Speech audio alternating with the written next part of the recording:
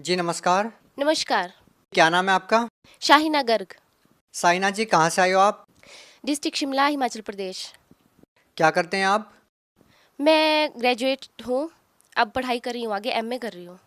संत रामपाल जी महाराज से नाम दीक्षा लेने से पहले आप क्या भक्ति साधना करते थे? जैसे रोजे रखना, नमाज पढ़ना, उस तरह से करती थी। तो मतलब मुझे परमात्मा की खोज थी कि परमात्मा कौन है। तो मैं उसी तरह से साधना करती, लेकिन मुझे कोई लाभ नहीं होता था उससे। मतलब उल्टा और दिक्कतें परेशानियां रहती थी। किस प्रकार की समस्या थी आपको?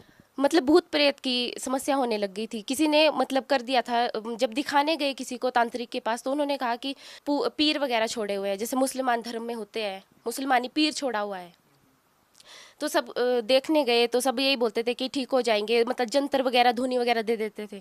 तो ठीक नहीं हो पाती थी मैं। मतलब थोड़े टाइम ठीक होंगी, फिर वही हाल हो जाती थी। फिर मैंने एक हिंदू धर्म में शादी की। तो हिंदू धर्म में शादी करने के बाद जो उस वहाँ पे जो परंपरा है, जिस तरह की देवी देवताओं की पूजा करते हैं, वो भी करती थी। मैं क्या शायद यहीं पे परमात्मा मिल जाए।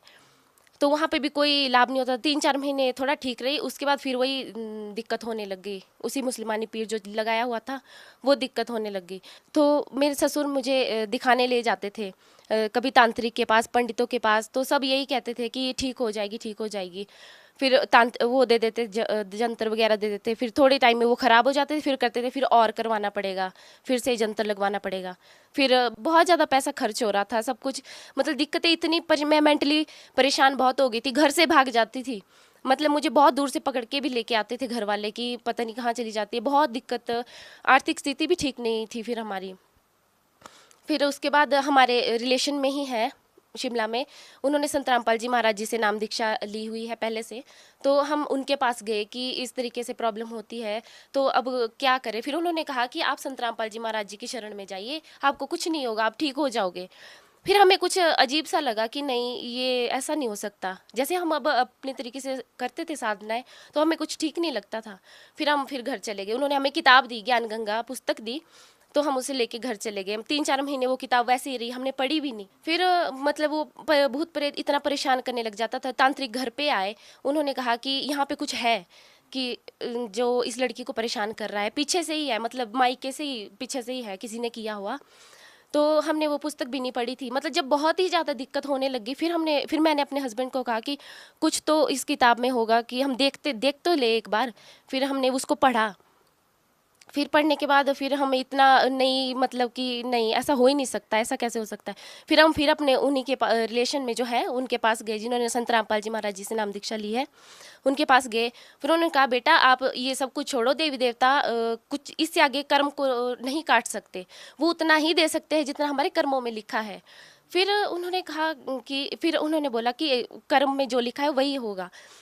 फिर हमने कहा कि ठीक है। जब बहुत ही दिक्कत होने लगी, फिर हमने बोला कि एक बार जाके देखते हैं आश्रम में, बरवाला आश्रम में। हमने जून 2014 में नाम दीक्षा ली गुरु जी से, संत रामपाल जी महाराज जी से। बहन जी, आपने बताया कि जब आपने संत रामपाल जी महाराज द्वारा लिखित पुस्तकें पढ़ी तो आपको बहुत अजीब लगा। ऐसा क्या लिखा था उस पुस्तक के अंदर? उसमें देवी देवताओं को, जैसे कि उनके अपने मूल मंत्र हैं, उनको ऐसे पूजा नहीं करना है जैसे धूप देते हैं हम, या कहीं व्रत करते हैं, वो चीज़ उसमें सब कुछ मना थी। कि ऐसा कैसे हो सकता है, कि पंडित क्या हमें गलत बताते थे। तो फिर मैं क्या, एक बार देखते हैं जाके, जब हम पंडितों का मान सकते हैं तो संत रामपाल जी की महाराज जी के शरण में जाके एक बार देखते हैं। आपको संत रामपाल जी महाराज जी से नाम दीक्षा लेने के बाद क्या कुछ लाभ भी मिला? बहुत लाभ मिले। मैं मुझे तो बहुत ही लाभ मिले। मैं जब संत रामपाल जी महाराज जी की शरण में गई, वहाँ पे लाइन लगी होती है आशीर्वाद के लिए, आशीर्वाद देते हैं। तो उन्होंने जैसे आशीर्वाद दिया, सिर पे हाथ रखा, उन्होंने कहा ठीक, सब ठीक हो जाएगा, सिर्फ इतना ही कहा, सब ठीक हो जाएगा। जैसे ही संत रामपाल जी महाराज जी ने सिर पे हाथ रखा, तो ऐसा लगा कि हमारे मन से पता नहीं कितना बड़ा बोझ उतर गया। पता नहीं कितना ही बोझ था हमारे सिर पे जो उतर गया। फिर मतलब सब कुछ ठीक हो गया हमारा। हम घर आए, हमने जोत जलाई, सब कुछ किया। फिर उसके बाद हमारा सब कुछ ठीक हो गया। मतलब कोई ऐसी दिक्कत वाली बात नहीं रही। मतलब जो मेरे को भूत प्रेत की बाधा थी वो भी चली गई। 3 सालों से हम दिखा रहे थे, कहीं भी ठीक नहीं हो रही थी वो भूत प्रेत की जो बाधा थी। पंडितों ने तो यहाँ तक कैसा बोल दिया था कि इन दोनों की तो बनेगी नहीं, हस्बैंड वाइफ की बनेगी नहीं, इसको घर वापस भेज दो, ये जहाँ से ये आई है इसको वापस भेज दो। लेकिन हमने हार ही नहीं मानी। मेरे तलाक तक के पेपर रेडी हो गए थे। मेरे फादर ने तलाक के पेपर रेडी कर दिए थे कि 2 दिन बाद पेपर आ जाएंगे, और आप तैयार रहना भी। पर हमने हार ही नहीं मानी। हम फिर संत रामपाल जी की शरण में चले गए। हमने कहा कि अब जब इतने के पास गए तो उनके पास जाके भी देखते हैं। तो हम आपसे जानना चाहते हैं कि संत रामपाल जी महाराज से नाम दीक्षा लेने के बाद आपका जो तलाक होना था, क्या वो हुआ? नहीं जी, आज हमारी शादी को 5 साल 6 साल हो गए हैं। तो वो मतलब संत रामपाल जी महाराज जी की शरण में आने से वो बला ही टल गई सारी। और क्या क्या लाभ हुए? और हमारी आर्थिक स्थिति ठीक हो गई। मेरे हस्बैंड की जॉब नहीं होती थी, उनकी जॉब पहले पानीपत में लगी, कॉन्ट्रैक्ट पे लगे थे, 2 ढाई साल तक रहे। आज वो परमानेंट जॉब पे करनाल में लगे हैं। बहन जी, जैसा कि हम देखते हैं कि जो भी संत रामपाल जी महाराज जी से नाम दीक्षा लेता है, उनकी सारी समस्याएं दूर हो जाती है, उनकी बीमारियां ठीक हो जाती है। क्या संत रामपाल जी महाराज जी कोई क्रियाक्रम करने के लिए बोलते हैं, या कोई जड़ी बूटी देते हैं, या कोई दवाई देते हैं? क्या कारण है? ना ही वो कोई जड़ी बूटी देते हैं, ना ही वो कोई झाड़ा लगाते हैं, वो कुछ नहीं करते। वो सिर्फ जो हमारे शास्त्रों में जो साधना लिखी गई है उसे वो सही तरीके से हमें बताते हैं कि हमारे शास्त्रों में ये लिखा है, आप सही साधना करिए। देवी देवताओं को पूजना नहीं है, वो आदर के योग्य है, उन्हें आदर देना है, उन्हें सम्मान करना है। उनके मूल मंत्र हैं जो हमारे गीता जी में लिखे हैं। लेकिन हमारे पंडित जो है वो शास्त्रों के विरुद्ध ही साधना करवा रहे हैं। उन्होंने अर्थों के अनर्थ कर रखे हैं। वो बिल्कुल भी मतलब ऐसे कि अनजान आदमी होता है, जैसे अनजान बच्चा होता है, उस तरह से वो काम कर रहे हैं।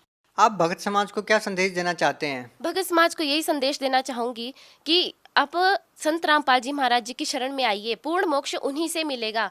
वही शास्त्रों के अनुसार सही साधना बता रहे हैं। बाकी तो ये भटकावा है जो पंडित लोग, जो ये तांत्रिक वगैरह, ये जो बड़ी बड़ी दाढ़ी वगैरह ये लगा के रखते हैं, इनसे कुछ नहीं मिलने वाला। इनको कुछ खुद भी इनको कोई भी ज्ञान नहीं है। आप संत रामपाल जी महाराज को भगवान इसलिए बोल रहे हैं कि आपकी भूत प्रेत की बाधा ठीक हो गई, आपकी जो शादी टूटनी थी, आपका जो तलाक होना था, उनकी शरण माने से वो नहीं हुआ। लेकिन बहन जी, आज का जो समाज है वो ये बात कैसे मानेगा कि एक संत जो जेल में है वो एक पूर्ण संत हो सकता है, वो परमात्मा हो सकता है, भगवान हो सकता है? उन्हें मानना पड़ेगा, क्योंकि हमारे शास्त्रों में जो लिखा है वो देवी देवताओं की पूजा करना बिल्कुल व्यर्थ है। उसमें बिल्कुल लिखा ही नहीं है। व्रत करना भी मना है कि व्रत भी नहीं करना है, फिर भी उन्हें कोई लाभ नहीं होता। और हमारे संत रामपाल जी महाराज जी आज जेल में जरूर हैं, लेकिन वो सिर्फ हमारे लिए ही गए हैं। हमारा ही पूर्ण मोक्ष होगा उससे। जी धन्यवाद। धन्यवाद जी।